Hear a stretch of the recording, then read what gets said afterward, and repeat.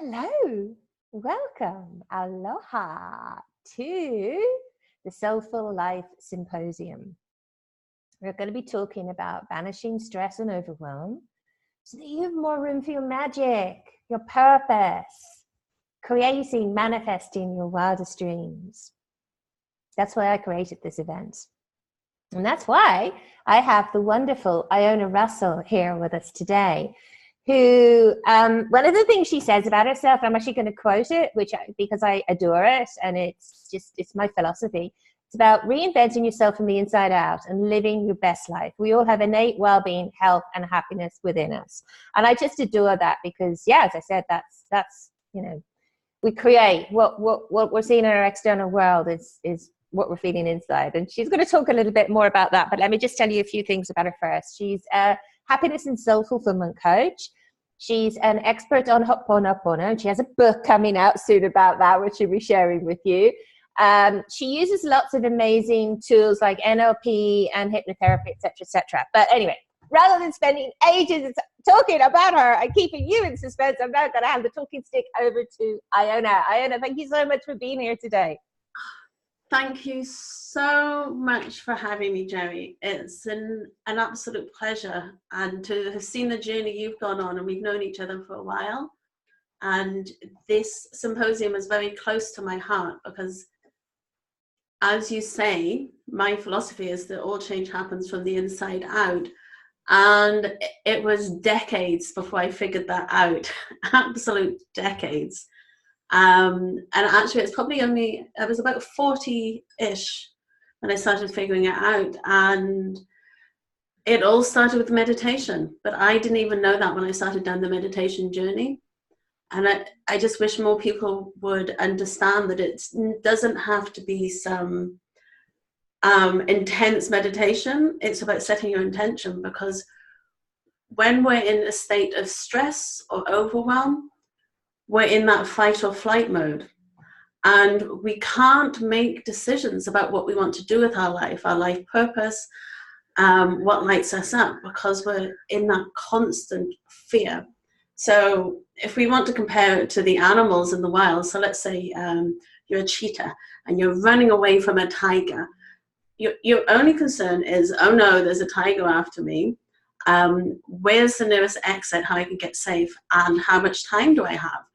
And so that's how most of us are functioning in our lives day to day, in that constant, oh my gosh, I've got to keep safe, I've got to get out there. And you can't make a decision about what am I going to do with my life, which is what I was trying to do. And I was stressed and anxious and depressed probably from about the age of 14 to really 42, quite frankly. And I was trying to always find external ways of trying to calm me.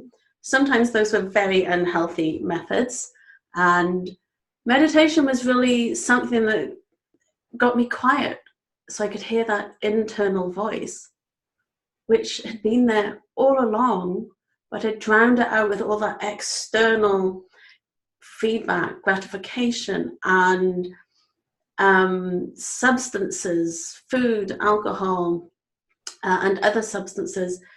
And really, we all have that innate well-being inside of us, but it gets drowned out by external peers, pressures, and things we pick up in society when we're growing up. Because really, all our patterns, behaviors, and beliefs are formed, depending on the research you look into, are formed between up until the ages of 6 to 9. And that's when we're in that theta brainwave where we're just absorbing everything. And we're born absolutely perfect. So let's get that clear. There's nothing wrong with anybody. But then we learn, oh, well, this is how I need to be in my family, or this is how I get attention. This is how I fit into school. And that's where we start changing our patterns and behaviors, and those get ingrained into us, into our unconscious. And that's why with the work I do, is I really help people break through those limiting beliefs and rewrite their patterns and release those blocks that are holding them back. And I just love it. I get a kick out of it. And for me, anytime when I start getting overwhelmed, I mean, even today before I jumped on here with you, all my technology was going wrong. And back in, the old days, I would have just been up to high dough, completely stressed, completely hyper. But it's really meditation and just being present in that moment, going, okay, I've got this, and just being relaxed and not letting the external factors of technology overwhelm me. So a few deep breaths, and I'm there, and it's getting grounded in your internal knowing. Beautiful. I love that. Yeah, it's yeah. I think for me, one of the amazing things that meditation has done, and I'm not sure that it took a while, was just the power of awareness, to be able to watch myself, when I'm in a tizzy or in, stress or whatever. And I actually think, I think that takes a while, but I will say it's one of the keys. It's one of the beautiful things that can happen in meditation, or actually also even like watching a sunrise or a sunset, and you're just so like, wow. And then the mind comes in and goes, "Ooh, look at her. She's having one of those moments." It's like trying to come in all the time. Just thinking of my own past, and I'm curious to know actually, what was the point where things changed for you and shifted, and you thought, right, I've got to make a change. Things have got to shift. And the reason I'm asking that is because I think many people might be in stress and overwhelm, and they're so used to it. It's almost like it's definitely an addiction, and then they have their other addictions that cope with it. But how is there something that you could say, or is there a way that people could just start to become more conscious and aware to realize that they're actually living in that pattern? Because like 90% of all illness, I think it's 100%, but 90% of all illness statistics say is caused by stress. So yeah, a lot of questions bunked in there, babes. So if I forget, please bring me back to watching our thoughts. Okay. Yeah. Remember to what? Yeah, go on.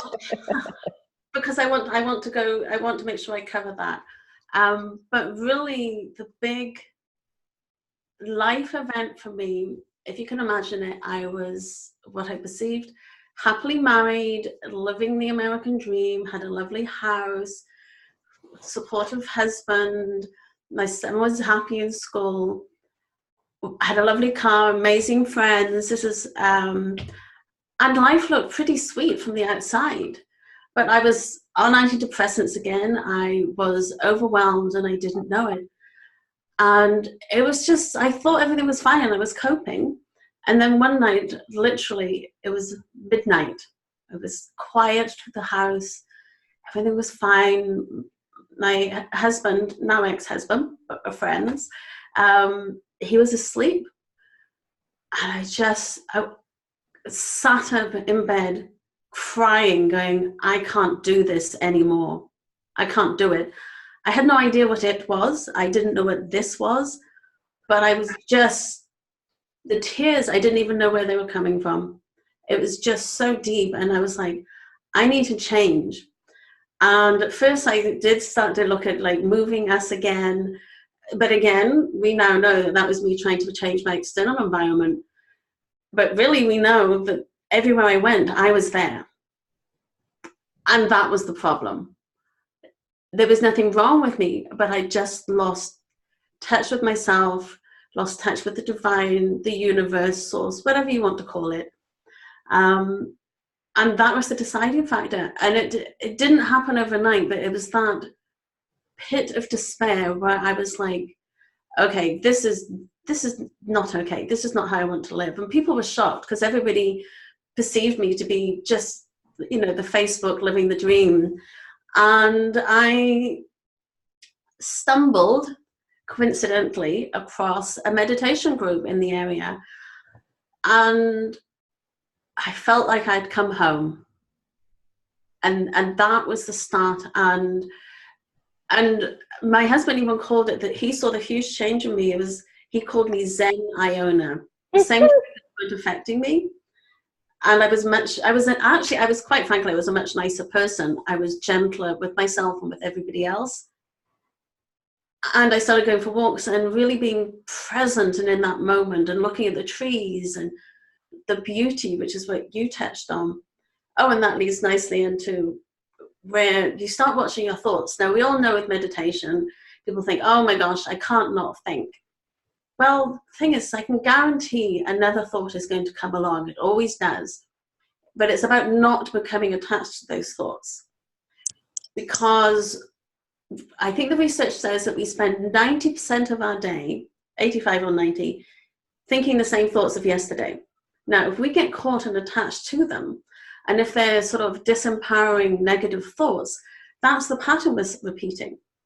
So one of the things I do get people who are working with me to do is, it's not hard, just watch your thoughts and start to become aware if they're disempowering or empowering.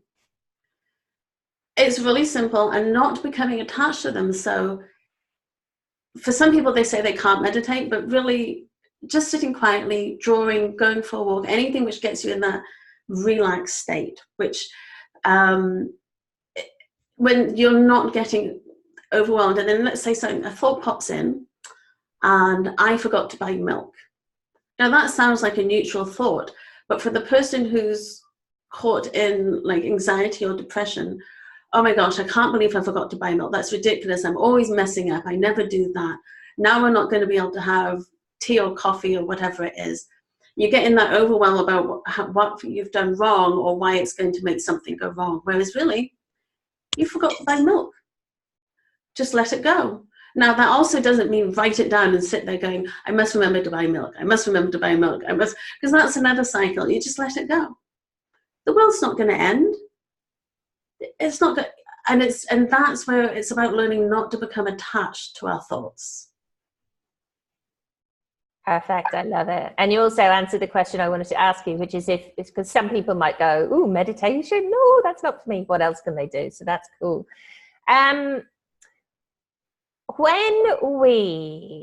Because there's two sides to what we're talking about. There's the stress and overwhelm, and then the other side of it, there's the purpose and wildest dreams.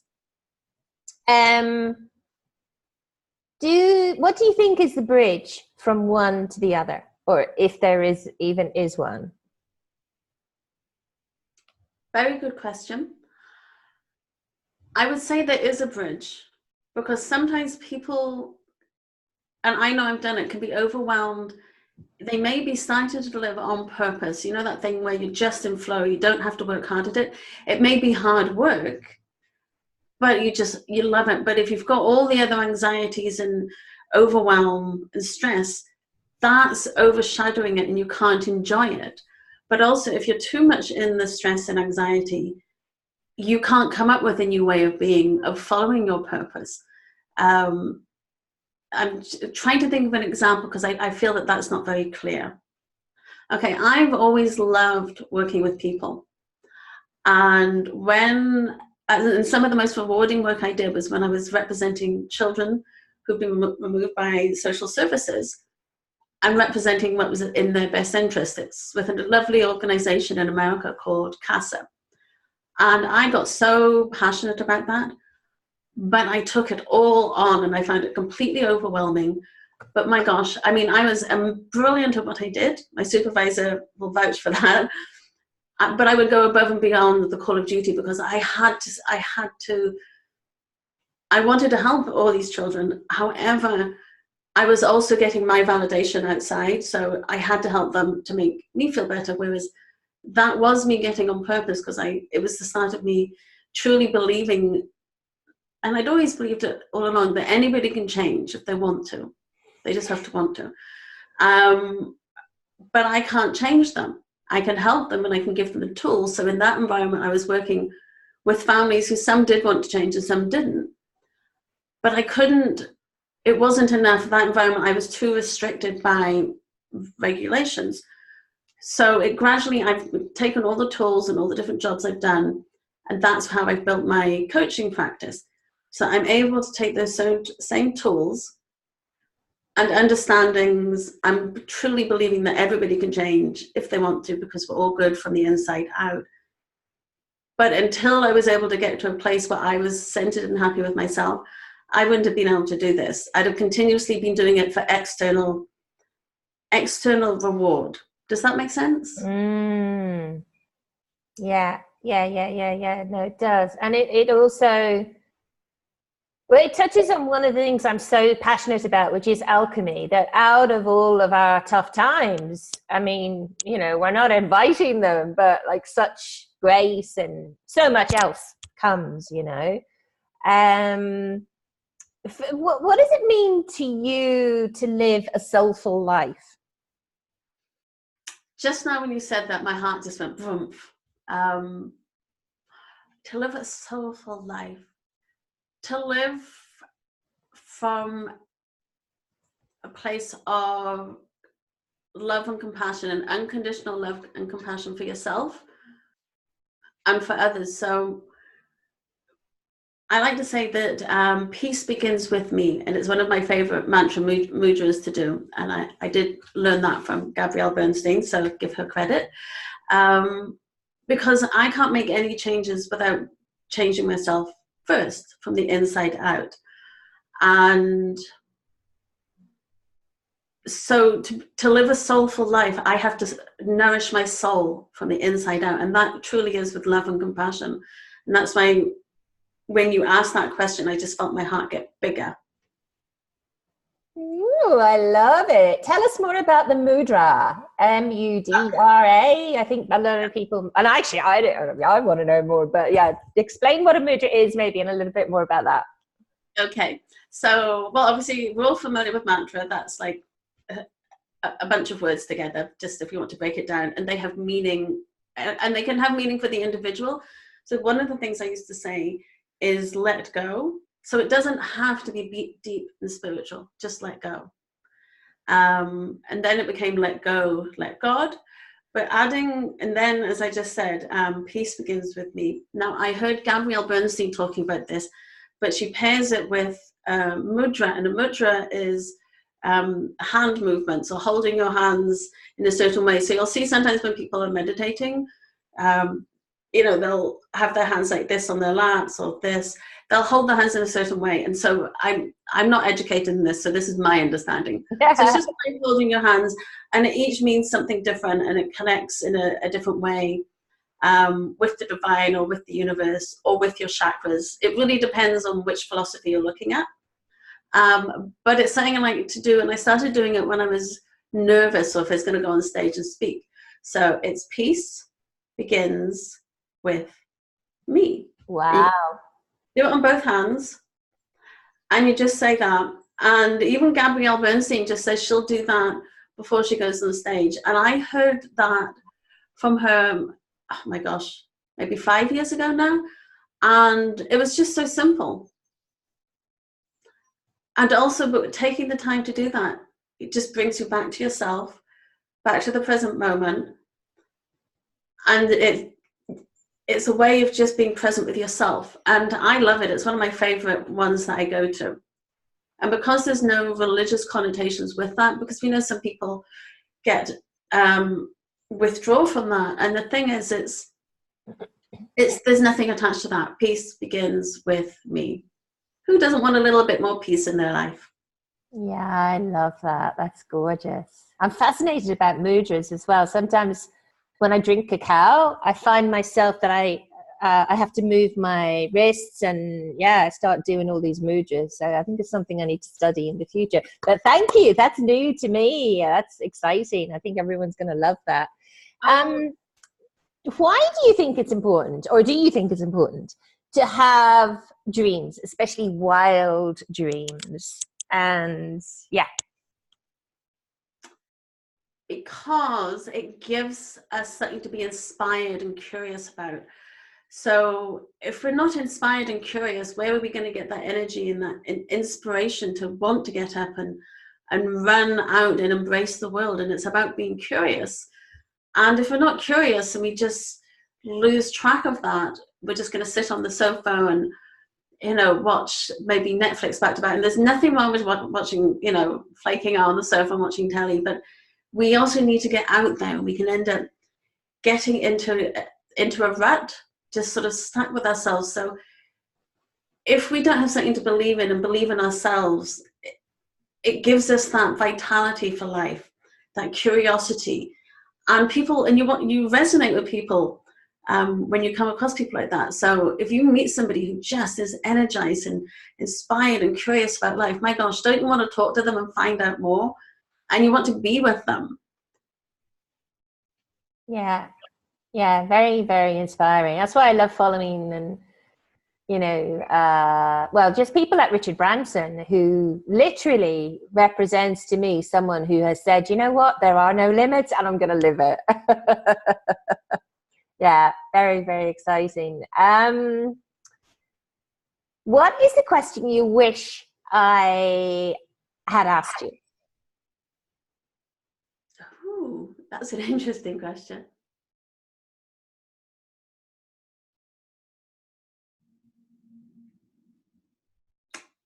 I am drawing a blank, to be honest. Okay, well, I better ask you go on. Well, I think it's because I came to this meeting with you, and because it's a meeting of hearts and minds, with no intention, but with the intention of being open to sharing this experience with you. And I'm a big believer in setting intentions.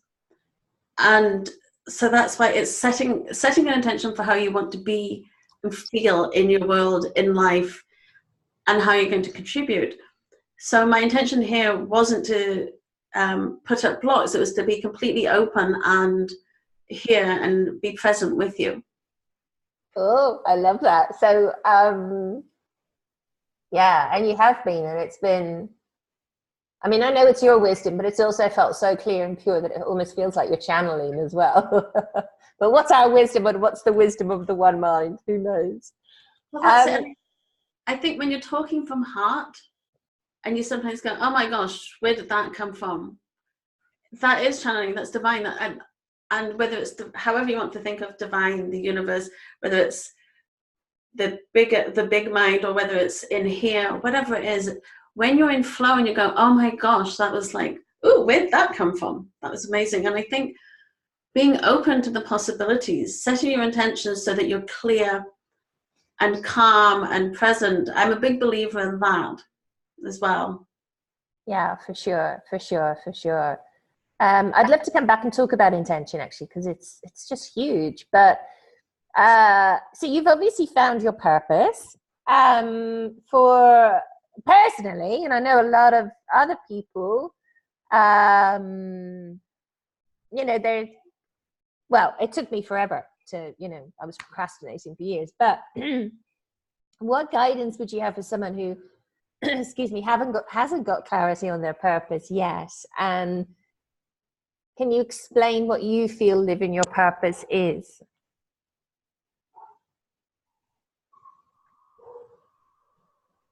I think the first thing to do is to start getting rid of the shoulds.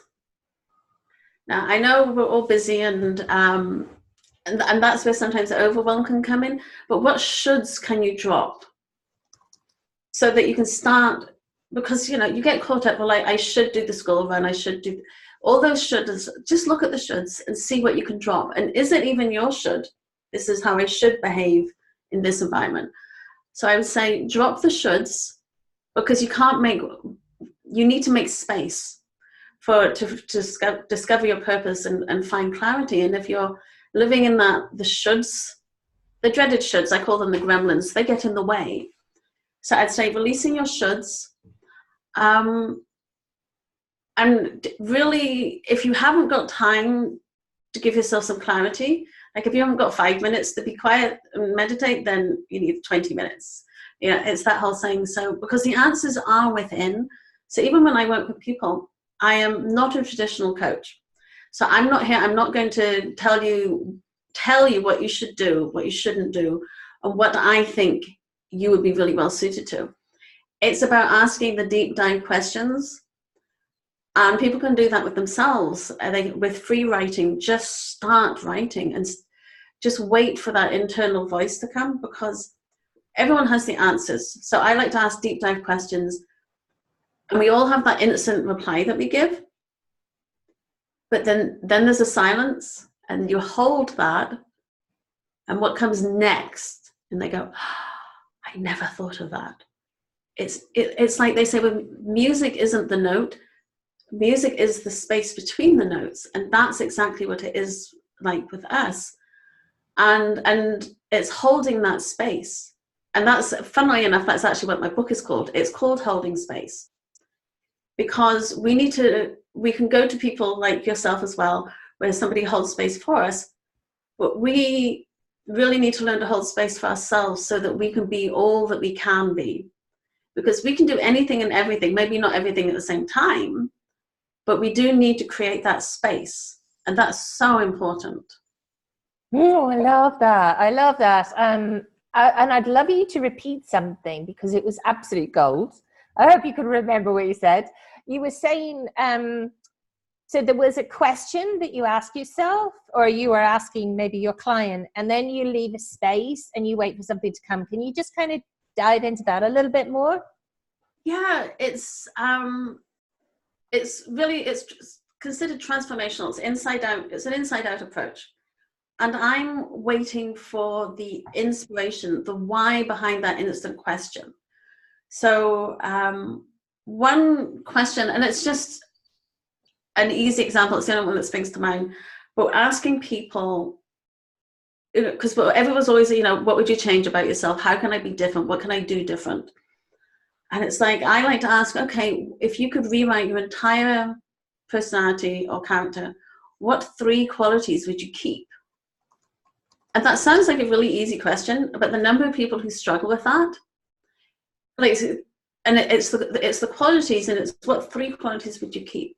And if they come up with a couple like really too quick, then I just kind of wait, and it's like, because actually the qualities I come up with are just so amazing and inspiring. I'm compassionate, I'm kind, because so often people are so negative on themselves. So let's examine what's amazing about you. And quite often there's a pause. I've had so many clients who struggle to come up with 1, and I want them to give me 3. And it sounds like such a simple question. Adorable. But yeah, simple questions are powerful questions. Yeah, beautiful. Thank you. So we could spend all day talking. And I would love you to, just, keep giving your magic to all the viewers. And you are going to be able to do that because you have a gift for them. Let's not keep them in suspense. Do you share what that is? Beautiful. Oh, wonderful. It's one of my favorite meditation practices. Now, don't worry, I talk you through it and you can run with it yourself. It's setting your intention for how you want to be for that day. And if you do it at the beginning of the day, just with some breathing in through your nose and out through your mouth, you set the intention of how you want to be. So it's not like, oh no, I have to do this, this, and this, and this. Oh no, I've stubbed my toe, everything's going to go wrong. It's like, no, let's swipe that aside. Start your day with how you want to be, how you want to feel. And I just talk you through it. And if it's joy, if it's peace, if it's calm, whatever it is, and I want them to feel it from the inside out, and like a warm, glowing light spreading. And I talk them through it, and they can download it, so they don't need to keep coming back to the link. It's there available to download. And also the really nice thing about it is once they've done it a couple of times, they can just go and do it themselves. They don't need to sit there with me talking them through it. It's about that they can come back to this at any point.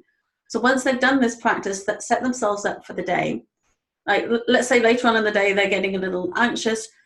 They can just breathe in through their nose, out through their mouth, and go back to whatever that intention was they were setting for themselves. Calm. And it just gives them, it's like, that's their starting point for the whole day. And it's just, and I've had clients just say it really, really works well with them because that was the intention they set for the day. I would absolutely love to hear how people get on with it. So feel free to email me. And also, if you're struggling with it, I would love to just personally just email you back. So I just want everyone to really start living with the intention of how they want to be in the world so that they can find their purpose and let go of all those shoulds and the anxiety and the stress and overwhelm. Beautiful. Yeah. Yeah. Here for that. We must be the change we wish to see in the world. Thank you so much for being with us today, gorgeous. Thank you for having me, Gerri. Thank you so much. It's wonderful what you're bringing into the world here. Yeah. Yay. I hope so. I hope you are loving it, and I hope you love this. Thank you so much for joining us. Catch you next time, and remember to get your gifts. Aloha. Bye now.